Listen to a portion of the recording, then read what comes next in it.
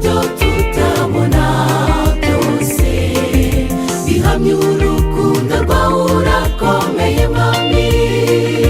Reka turirimbe kandi dusingize kubw'imirimo yawe udukorera. Ntabwo bidakwiye ibyo udukorera, tuzamuha ishimwe dawe tuguhimbaza. Reka turirimbe kandi dusingize kubw'imirimo yawe udukorera. Ntabwo bidakwiye ibyo udukorera, tuzamuha ishimwe dawe tuguhimbaza.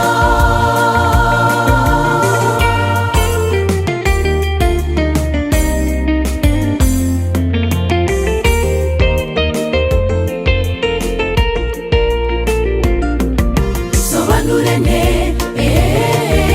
iby'uyu mwuka duhumeka, ko twe tutabona ikiguzi cy'igihugu uze. Iyo dusinziriye twe tutizeye kubyuka, urinda abawe tukongera kubaho mwami.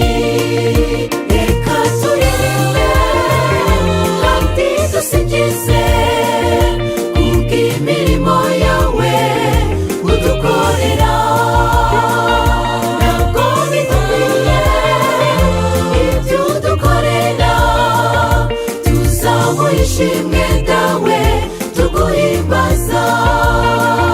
Reka turirimbe kandi dusingize kubw'imirimo yawe udukorera.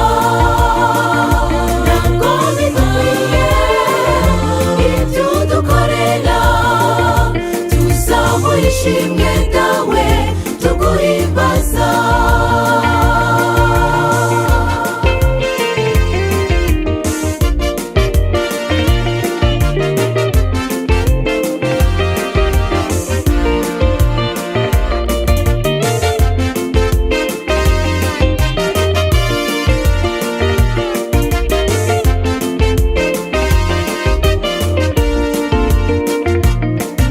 Wagereranywa na ndemwa mu basumba, ko urengeye uko twe twabivuga. Bizarushaho gusobanuka tugeze iwawe, aho tuzahora tugusingiza iteka. Reka turirimbe kandi dusingize kubw'imirimo yawe udukorera. Ntabwo bidakwiye ibyo udukorera, tuzamuha ishimwe